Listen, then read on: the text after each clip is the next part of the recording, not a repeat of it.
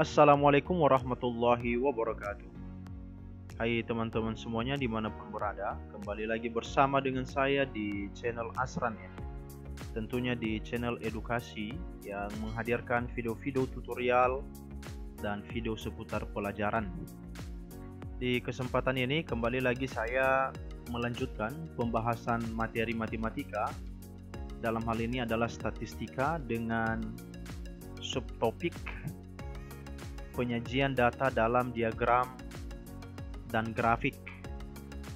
Karena di part sebelumnya saya juga pernah membahas tentang bagaimana cara menyajikan data di dalam tabel distribusi frekuensi. Sebelum saya membahas materi ini, maka dukungan dari kawan-kawan semua untuk mengklik like, share, dan subscribe serta meninggalkan komen sesuai dengan isi video. Mudah-mudahan kita semuanya bisa sukses karena subscribe itu gratis guys. Oke, untuk memulai pembahasan materinya kita check it out. Penyajian data.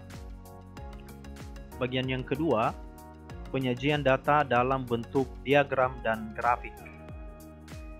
Di part sebelumnya saya juga sudah menjabarkan bahwa cara-cara menyajikan data di dalam bentuk diagram dan grafik itu terbagi dalam beberapa macam. Jadi itu yang akan kita tuntaskan pada pertemuan ini. Untuk video pertama, silakan dicek, nanti linknya akan saya ikut sertakan di deskripsi video ini, bisa dicek di sana. Baik, kita lanjutkan. Yang pertama adalah menyatakan data atau menyajikan data dalam diagram lambang. Nah, apa itu diagram lambang? Diagram lambang adalah penyajian data statistik dalam bentuk gambar-gambar dengan ukuran tertentu untuk menunjukkan nilai masing-masing data. Kita buatkan satu contoh. Jumlah penjualan sepatu kets ini dalam pasang di toko Asran N selama kurun waktu 6 bulan. Dinyatakan dalam tabel berikut. Jadi inilah data-datanya di dalam tabel. Kemudian data-data di dalam tabel ini diinstruksikan untuk kita sajikan ke dalam diagram lambang. Kemudian yang paling penting di sini, perhatikan keterangan yang diberikan bahwa nanti ketika kita membuatkan diagram lambang itu satu pasang sepatu, maka dia mewakili jumlah penjualan sebanyak 50 pasang sepatu. Nah, maksudnya bagaimana? Kita coba lihat di penyelesaian.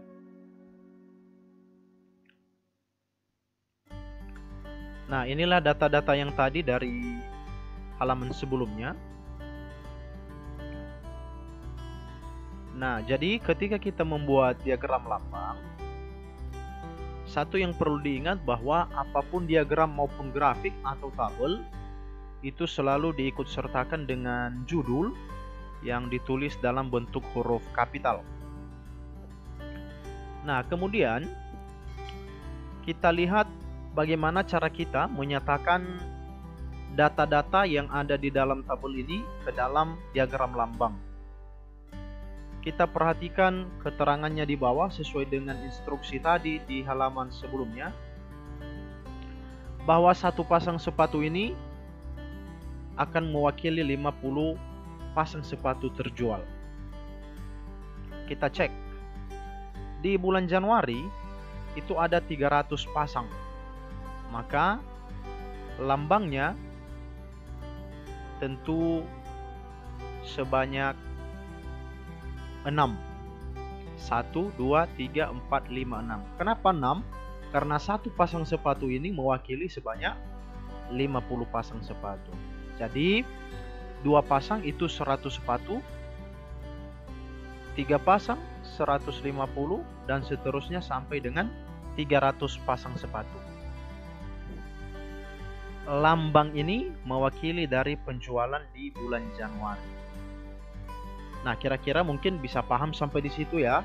dengan contoh yang pertama ini saja, itu pasti sudah terbayang bahwa untuk jumlah berikutnya nanti pasti sudah diketahui. Jadi untuk bulan Februari, karena 400 berarti nanti ada berapa lambang? Iya, benar sekali. Ada 8 lambang. Untuk bulan Maret, 150 pasang yang terjual. Berarti ada 3 gambar. Bulan April ada 500, berarti ada berapa gambar?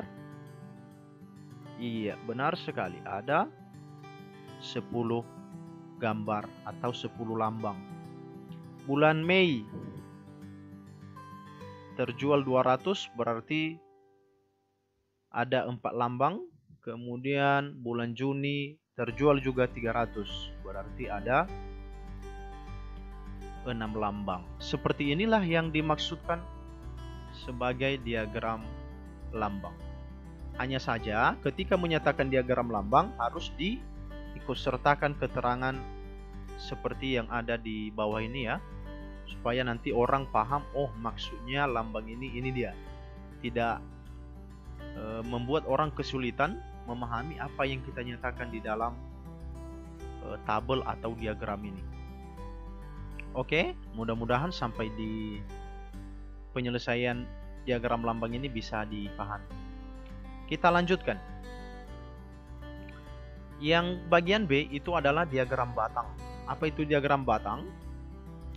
Diagram batang itu dipergunakan untuk membandingkan suatu data dengan data keseluruhan. Nah, ada beberapa hal yang harus kita perhatikan ketika kita mau membuat diagram batang ya.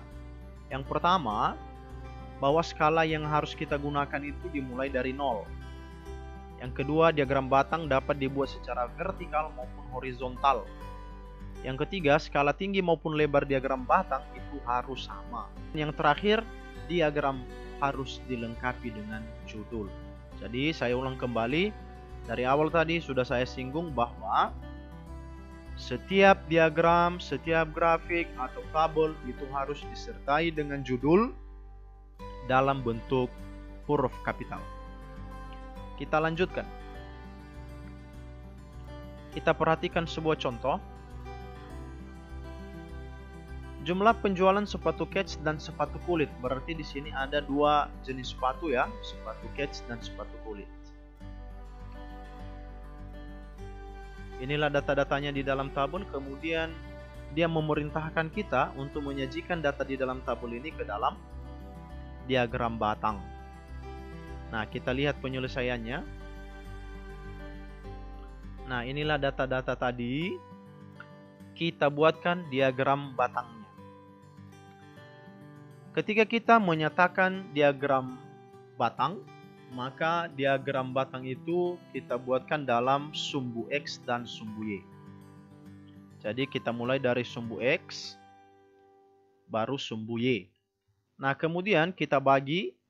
Di sini kan ada 6 bulan. Mengingat grafik ini, kita harus simpelkan dia, maka cukup saya kasihkan di sini bulan 1, bulan 2 sampai dengan bulan 6.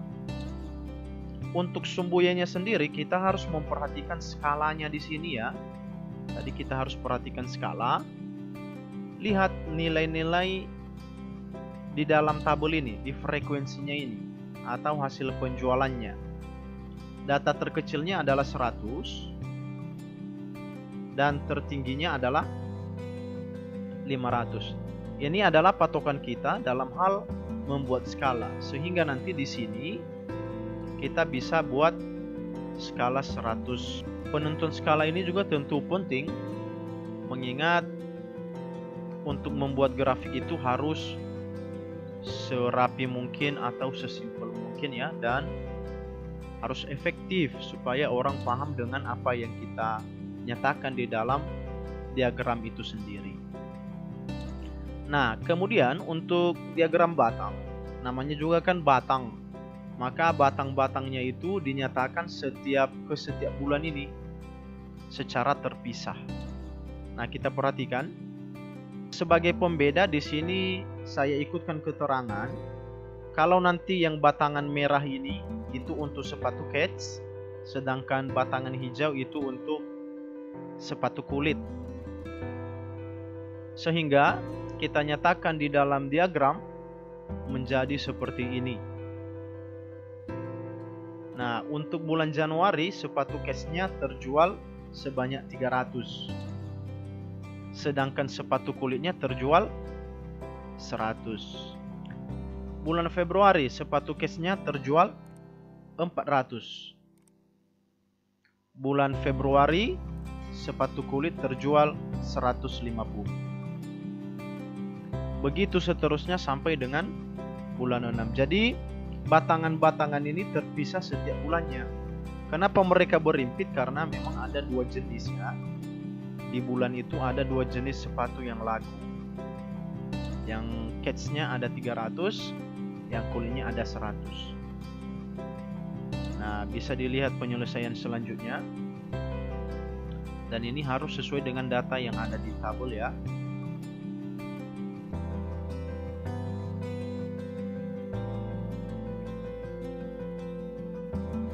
Nah, kira-kira seperti inilah diagram batang itu.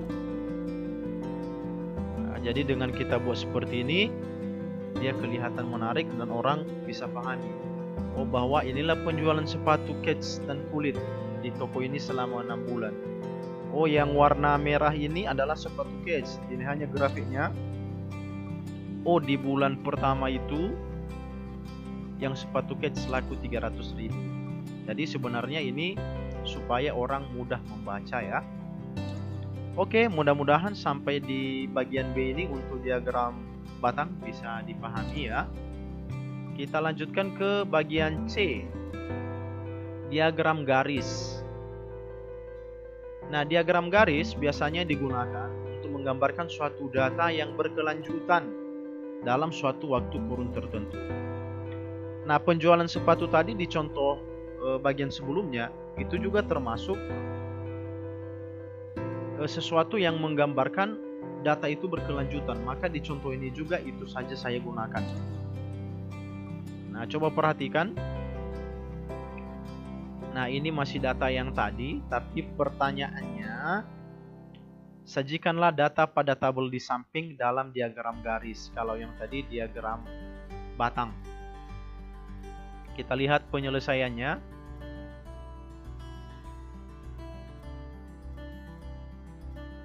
Tetap kita mulai dari sumbu X, kemudian sumbu Y. Ini bulan, kemudian jumlah penjualan.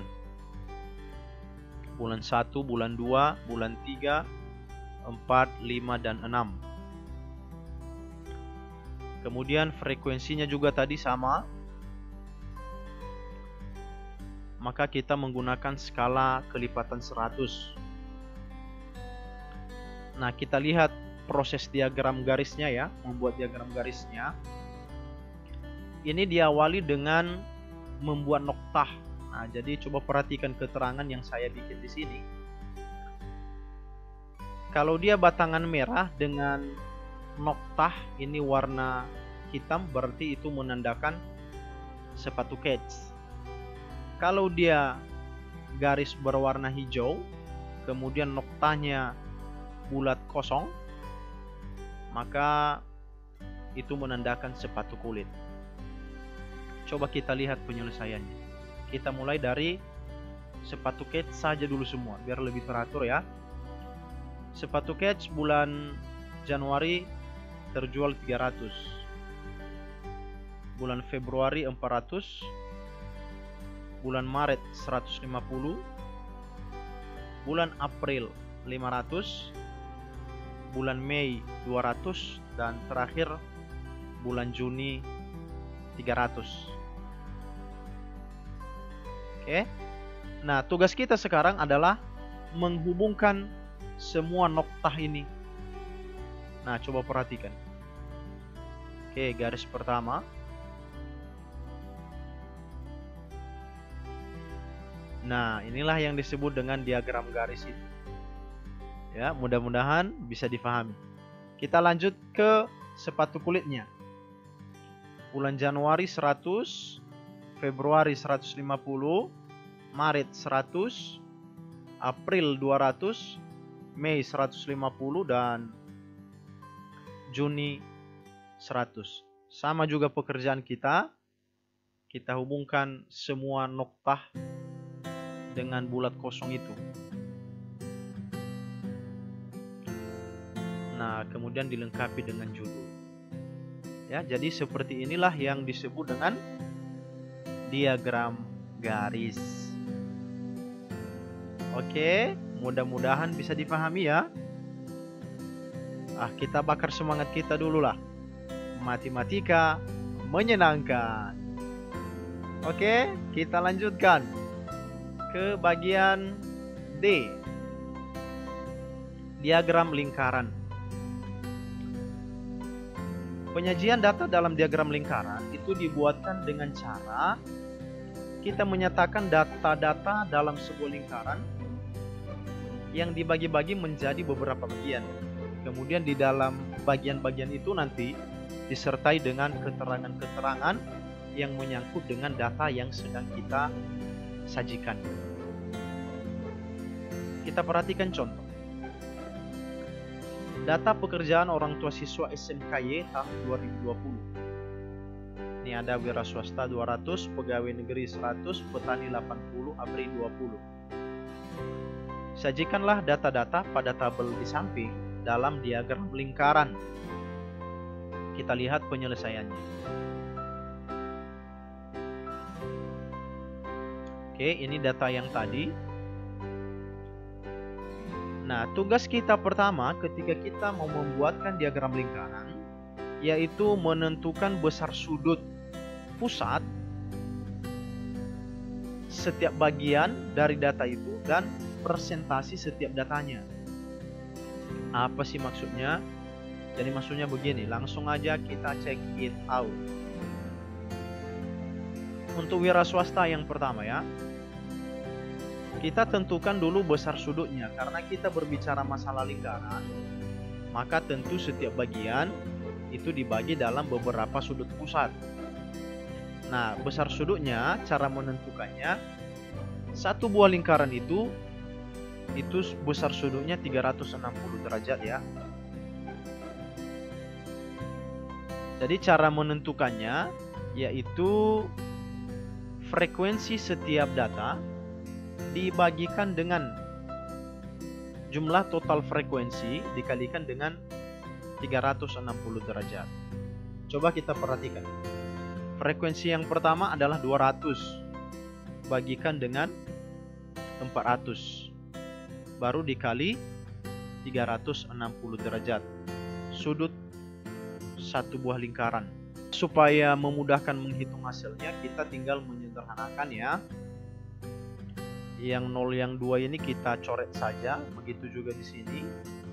Maka hasil akhirnya tinggal ini bagi 2 hasilnya 1, yang 4 juga bagi 2 hasilnya 2.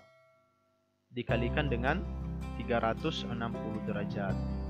Maka 1 kalikan dengan 360. Maka 360 bagi 2 hasilnya adalah 180 derajat. Benar sekali. Kemudian setelah besar sudut, maka kita menghitung persentasenya setiap data itu. Caranya sama juga. Kalau yang ini tadi kita membandingkan setiap frekuensi data ke jumlah total frekuensi dikali 360 derajat. Kalau di persentase sama juga, itu 200 bagikan 400 dikalikan 100%. Jadi hampir sama saja caranya. Nah, kita sederhanakan juga yang 0 yang 2 ini kita coret. Jadi sisanya tinggal setengah kali 100%. Hasil akhirnya adalah 50%. Oke, itulah data-data yang kita sudah peroleh dari data yang pertama, yaitu pekerjaan wira swasta.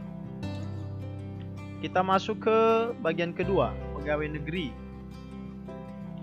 Besar sudutnya 100 per 400 dikali 360 derajat, kita sederhanakan. Jadinya 1/4 kali 360 derajat bagi 4, hasilnya adalah 90 derajat. Oke, kita lanjutkan. Kita masuk ke persentasenya. Sama juga 100/400 kali 100%. Disederhanakan, hasilnya menjadi 1/4 dikali 100%. Maka 100 bagi 4 adalah benar sekali 25%. Yang ketiga, petani. 80/400 dikali 360 derajat. Kita sederhanakan. Ini ada satu buah 0 di sini, kemudian kita hapus juga satu 0 di sini. Maka tersisa di sini satu 0 lagi kan? Iya, kita sederhanakan dari sini. Kita coret 0 di sini, kita coret juga di sini. Maka yang tersisa tinggal 8 bagi 4, hasilnya adalah benar sekali 2 dikali di sini tersisa 36. Maka hasilnya adalah 72 derajat. Persentase 80/400 dikali 100%. Sama juga caranya. 2 dikali 10%. Hasilnya adalah 20%. Yang keempat, pekerjaan yang terakhir, ABRI. Besar sudutnya 20/400 dikalikan dengan 360 derajat. Kita sederhanakan. Maka ini bagi 2, 1, bagi 2, 2. Baru kali 36. Maka 36 bagi 2 hasilnya adalah benar sekali 18 derajat. Oke, mudah-mudahan sampai di situ bisa difahami ya. Kita masuk ke persentasenya. 20/400 dikalikan 100%. Kita sederhanakan lagi. Jadinya setengah dikali 10. Tentu sudah tahu jawabannya kan? Iya, 1 kali 10. 10 bagi 2. Iya, benar sekali. 5%. Oke. Setelah kita mendapatkan semua data-data ini, maka tugas kita adalah membuat diagram lingkarannya. Benar sekali. Nah, membuat diagram lingkaran, yang pertama kita tentukan adalah titik pusat lingkarannya. Nanti kalau membuat lingkaran, usahakan gunakan peralatan ya, jangka, kemudian busur derajat, supaya nanti ukurannya itu pas atau tepat. Sesuai dengan ukuran-ukuran yang sudah kita peroleh dari perhitungan ya. Terutama untuk mengukur sudutnya, kalau persentasenya nggak masalah. Karena persentase itu nanti tinggal kita masukkan ke dalam keterangan data. Bahwa yang sudutnya misalnya 180 derajat, oh ini sekian persen maksudnya. Nah, kita coba lihat. Kita tentukan dulu titik pusat lingkarannya. Setelah ada titik pusatnya, baru kita buat lingkarannya. Nah, kita masuk ke data yang pertama, wira swasta. Tadi sudutnya itu 180 derajat. Maka silakan gunakan nanti busur derajat untuk mengukur ya. Nah, biasanya ukuran 180 derajat itu adalah setengah lingkaran. Maka data yang tadi itu masukkan ke dalam. Jadinya keterangannya wira swasta itu 50%. Kemudian kita masuk ke pegawai negeri. Sini dia tadi 90 derajat sudutnya. Ini Maka kita masukkan datanya 25%. Baru kita masuk ke petani 72 derajat. Kemudian sisanya tentu adalah untuk ABRI, yaitu 5%. Baru kita lengkapi dengan judul. Jangan lupa judulnya ya. Nah, seperti inilah yang disebut dengan diagram lingkaran. Oke? Bisa kan? Ya, tentu bisa ya. Kita lanjutkan. Setelah diagram lingkaran, kita masuk histogram dan poligon frekuensi. Nah, di awal tadi kita sudah berbicara masalah diagram batang, kemudian diagram garis ya. Nah, histogram dan poligon frekuensi juga sama. Itu kombinasi antara diagram batang dengan diagram garis. Hanya saja nanti, kalau diagram batang, itu batang-batangnya itu terpisah. Kalau di histogram tidak. Di histogram itu yang kita gunakan adalah nilai titik tengah kelas, kemudian batangannya itu berimpit. Nah, supaya Anda tidak penasaran, langsung aja kita lihat contoh. Ini data berat badan 50 orang siswa di sebuah SMA, namanya SMA X, itu dalam kilogram. Inilah hasilnya. Kemudian disuruhnya kita untuk menyajikan ke dalam histogram dan poligon frekuensi. Kita masuk ke penyelesaian.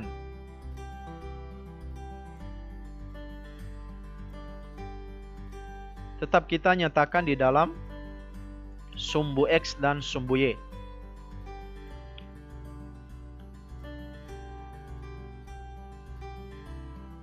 Nah, tentu ada yang bertanya, ini yang nilai 42, 47 sampai dengan 67 itu dari mana? Itu adalah nilai titik tengah dari setiap kelas. Untuk mencari titik tengah kelas, itu sudah saya buatkan di video pertama ya. Bagaimana tata cara menentukan titik tengah masing-masing kelas. Silakan ikuti rumusnya. Nah, inilah semua titik tengah kelasnya. Ini keterangannya berat badan dalam kilogram. Kemudian kita perhatikan skala ya, supaya grafiknya atau histogramnya bagus dan rapi. Oke, kita lanjutkan ke cara menyatakannya. Nah, panduan kita adalah titik tengah kelas. Dengan catatan nanti lebar batangannya itu harus sama. Saya coba yang batangan pertama. Nah, ini dia. Jadi, ini tadi titik tengah kelasnya. Kemudian ini dibagi dua sama besar. Paham ya? Oke, pasti paham lah. Kita lanjut ke yang kedua. Masuk lagi titik tengah kelas, karena 47 ini adalah titik tengah kelas kedua. Baru masuk batangannya. Nah, ya, jadi batangan yang masuk ini berimpit dengan batangan yang pertama tadi. Kita lanjut. Titik tengah kelas ketiga, kemudian masuk batangannya. Titik tengah kelas keempat, kemudian masuk batangannya. Kelima dan keenam. Nah, oke. Kemudian setiap titik tengah kelas ini kita hubungkan dengan noktah.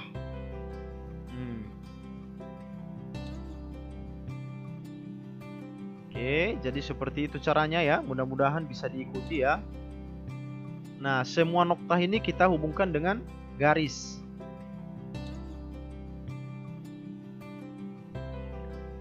Nah, yang batangan-batangan ini tadi yang saling berimpit namanya adalah histogram. Sedangkan yang garis itu disebut sebagai poligon frekuensi. Maka inilah yang disebut dengan histogram dan poligon frekuensi. Jangan lupa apa? Judul. Ya, supaya lebih lengkap maka harus dilengkapi dengan judul. Oke, mudah-mudahan sampai di langkah ini bisa dipahami. Oke, yang semangat ya. Oke, kita bakar dulu semangat kita. Matematika menyenangkan. Masih tersisa satu pembahasan lagi. Ini pembahasan terakhir. Ogive. Baca keterangan ya. Ini sudah saya warnai dua kalimat. Grafik Ogive dibuat dari daftar sebaran, frekuensi kumulatif kurang dari, dan frekuensi kumulatif lebih dari. Di pertemuan sebelumnya juga, di video pembelajaran sebelumnya, saya juga sudah membahas bagaimana cara menentukan frekuensi kumulatif kurang dari dan frekuensi kumulatif lebih dari atau sama dengan. Maka kita lihat contohnya. Sama juga data yang sebelumnya tadi saya gunakan saja. Yang membedakan perintahnya saja di sini. Kita lihat penyelesaian.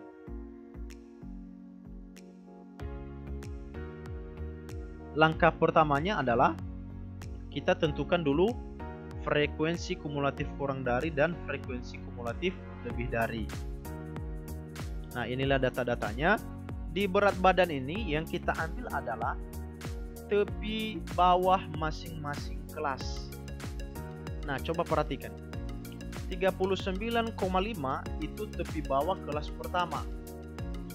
Ingat kembali cara menentukan tepi bawah kelas ya. Masih ingatkah rumusnya? Pasti masih dong. Rumusnya adalah batas bawah dikurang 0,5. Benar sekali. Jadi 40 kurang 0,5 hasilnya adalah 39,5.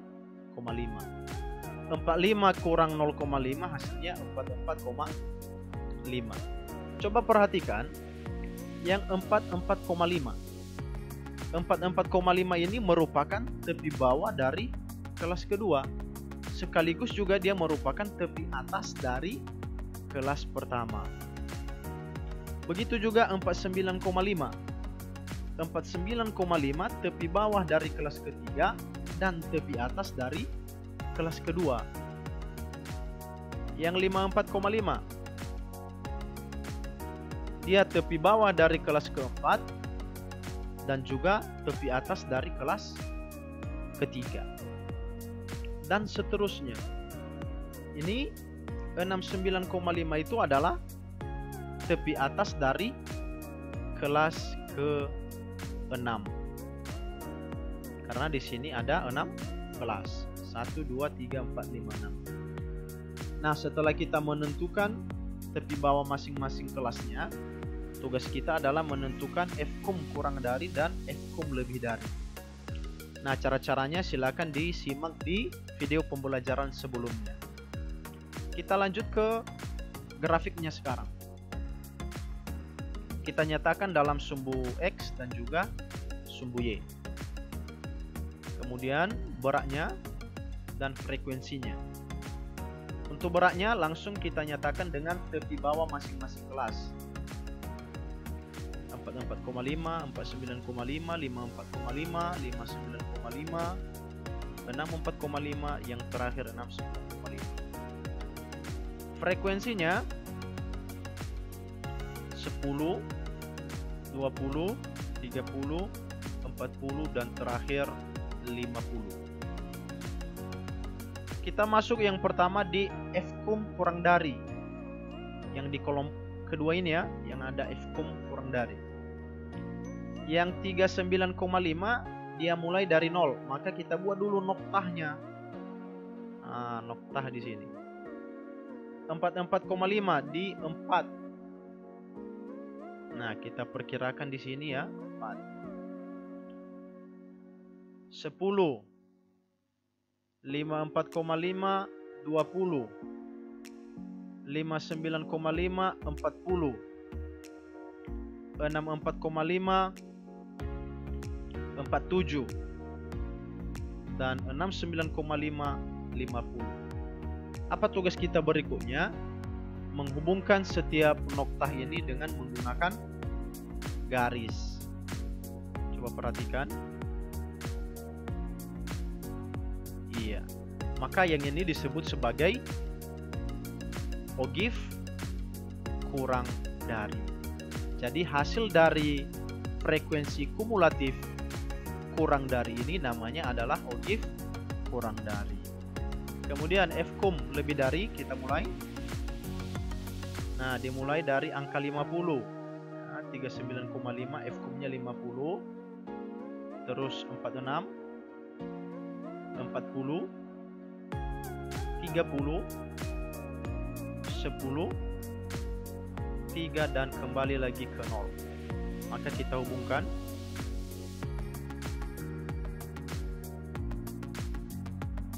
Nah, kira-kira seperti inilah yang disebut dengan ogif itu. Nah, coba perhatikan. Kalau dia tadi F-kum kurang dari, maka grafiknya naik. Ya. Sedangkan kalau F-kum lebih dari, itu grafiknya menurun. Jadi seperti inilah kegiatan kita di pertemuan untuk video kali ini. Menyatakan atau menyajikan data-data ke dalam diagram dan juga grafik. Jangan lupa judulnya karena itu penting ya. Oke, sampai di sini pertemuan kita. Mudah-mudahan apa yang sudah saya coba paparkan melalui video ini bisa difahami semuanya ya. Saya akhiri pertemuan kita ini dengan yel-yel matematika menyenangkan. Semangat terus untuk belajar. Assalamualaikum warahmatullahi wabarakatuh.